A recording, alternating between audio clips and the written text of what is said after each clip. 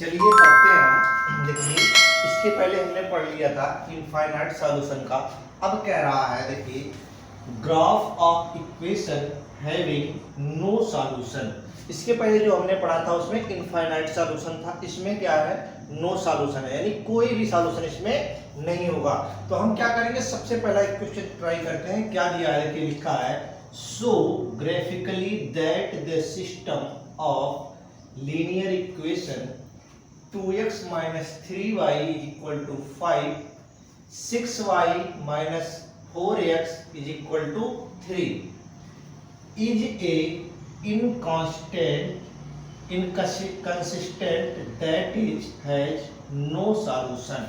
कह रहा है हमारे पास दो इक्वेशन दिया है। पहला इक्वेशन दिया है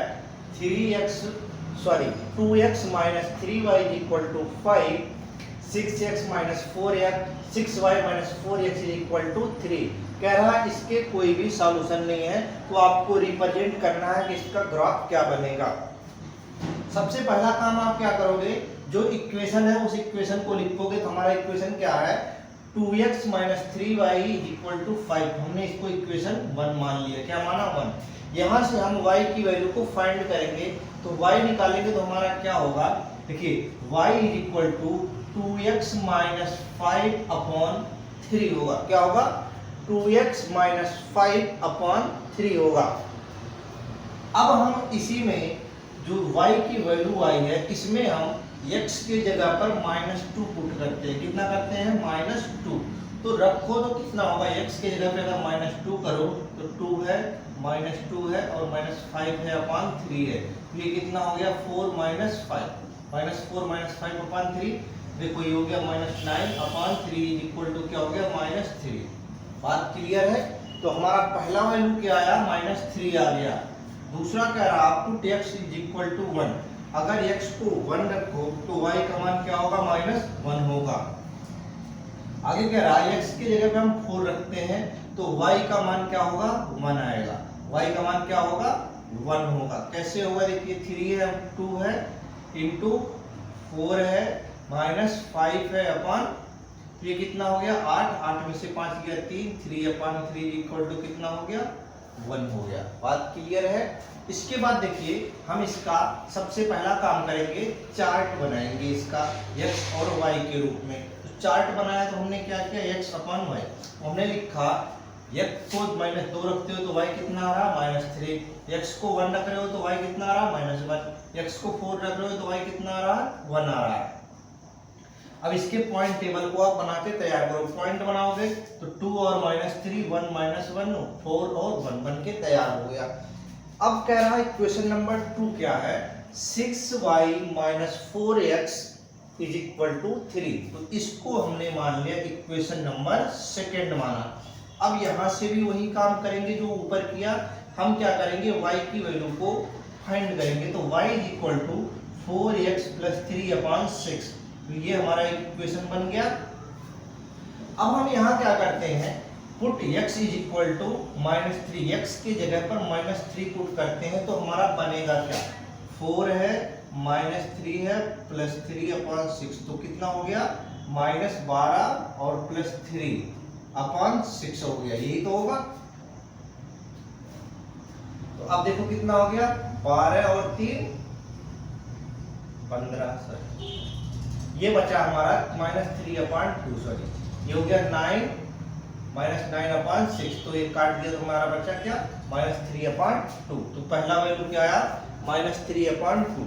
फिर अगला हम करें put x is equal to 0। तो y का मान क्या होगा, अगर x को 0 रखोगे तो 3 अपॉन 6 1 अपॉन 2 आ जाएगा। बिल्कुल सही है।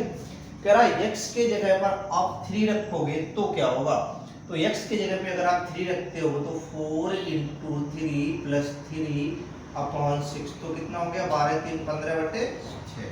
तो 15/6 हो गया। तो ये काटोगे तो 5/3 आ गया, सॉरी 5/2 आ गया। तो ये क्या आ गया हमारा y का मान 5/2। अब हम इसका सबसे पहले क्या बनाएंगे, टेबल बनाएंगे। तो टेबल बनाएंगे x y के फॉर्म में। x का वैल्यू -3 रखा था तो y की वैल्यू कितनी आई थी -3/2।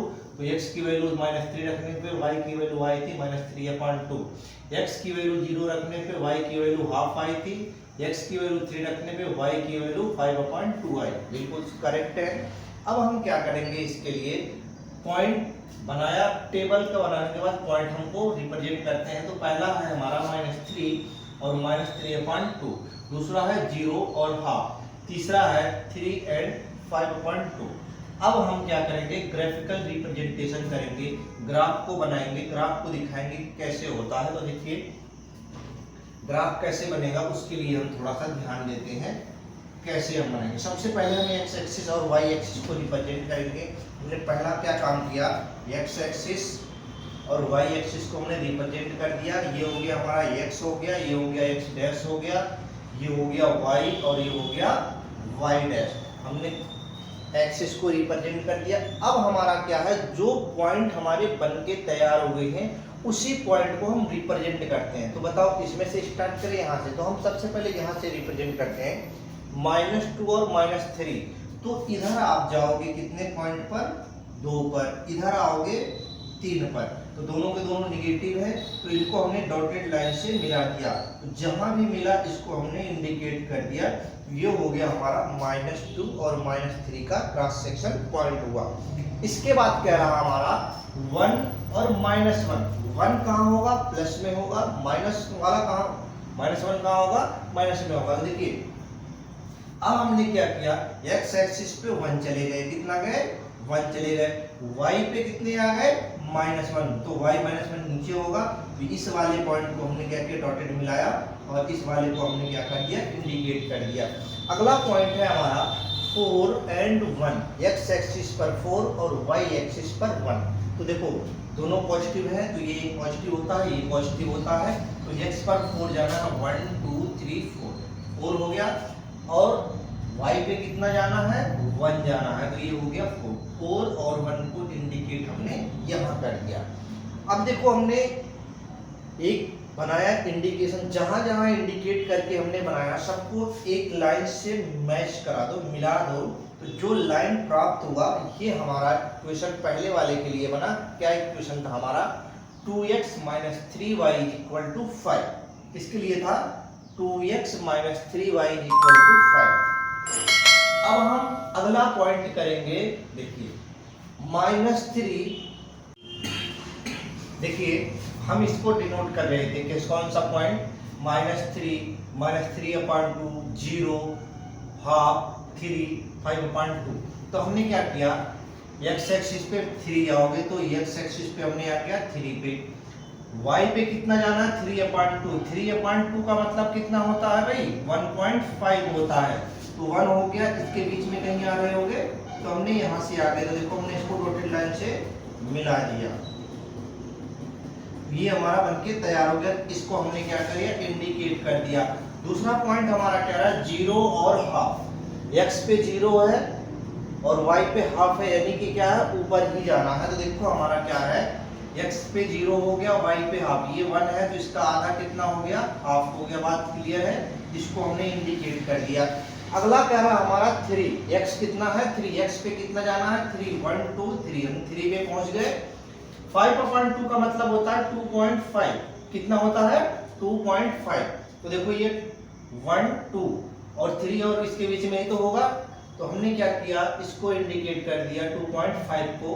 अब हमने इसको रिप्रेजेंट कर दिया, तो ये वाला यहाँ मैच कर गया। अब हम क्या करेंगे, सबसे पहला काम, इन सभी को जो हमने पॉइंट इंडिकेट किया है सभी पॉइंट को एक लाइन से मिला देंगे। जैसे ही हमने मिलाया तो एक लाइन बन गया, इस वाले को मिलाया एक लाइन बन गया। हमारा क्या बन के तैयार हुआ, एक पैरेलल लाइन मिला। क्या मिला, पैरेलल लाइन मिला। क्या मिल गया, पैरेलल लाइन।